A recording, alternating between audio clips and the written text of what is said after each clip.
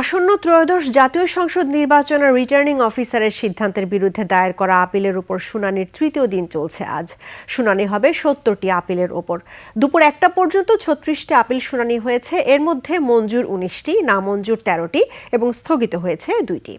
সোমবার সকাল ১০টায় রিটার্নিং কর্মকর্তার সিদ্ধান্তের বিরুদ্ধে দায়ের করা আপিলের উপর শুনানি শুরু করে ইসি।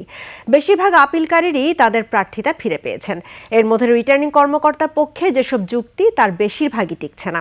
দ্বৈত নাগরিক, ঋণ খেলাপি, স্বতন্ত্র প্রার্থী হওয়ায় ১% ভোটারের স্বাক্ষর সম্বলিত তথ্যাদি প্রমাণ করতে না পারায় তাদের আপিল নামঞ্জুর করেছেন ইসি।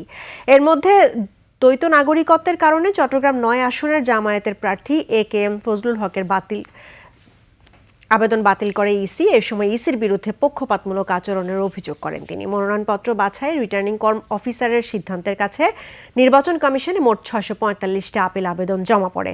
শনিবার শুরু হয়ে শুনানি চলবে আগামী ১৮ জানুয়ারি পর্যন্ত।